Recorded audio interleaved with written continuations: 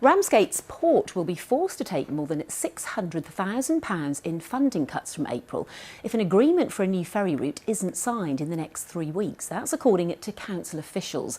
The only firm thought to be in the running is Seaborne Freight, which has no ships, but it was awarded a £14 million contract by the government in the event of a no-deal Brexit, as our political editor Helen Catt reports.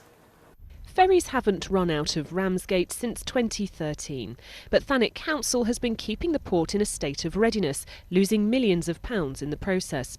Plans to use a proposed new route as a Brexit backup were announced before Christmas, but no agreement has yet been reached between the council and the operator Seaborne Freight. And if it doesn't happen by the end of this month, then councillors will have to slash funding significantly for the port. Even if a contract is signed, campaigners are worried. If it isn't a long-term service, the port is in exactly the same position as it's always been, losing money, and every pound lost on the port is a pound TDC cannot spend on services. It's likely to raise fresh questions about the government's decision to award the £14 million contract for Brexit supplies to Seaborne Freight, which also doesn't have any ships. Today, the business secretary said it was right to make such plans, but issued a note of caution. I should be clear with your viewers that this will not solve the problem.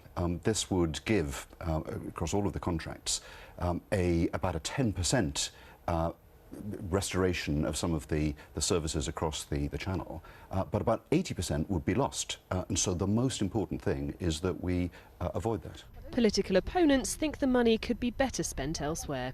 Ramsgate would benefit from a huge amount of money, like £14 million, to do proper regeneration work. And with regard to this port, unless we get a contract signed, and unless we can see that what's going to be introduced here is not just freight ferries, but also passenger ferries, because passenger ferries would aid the town's economic situation. The Department for Transport says it's had conversations with local groups, including Thanet Council, and it's working with operators to understand the timeframes. Nobody from Thanet District Council was available to speak to us this weekend, but senior councillors will discuss the recommendations on Tuesday. Helen Catt, BBC South East Today, Ramsgate.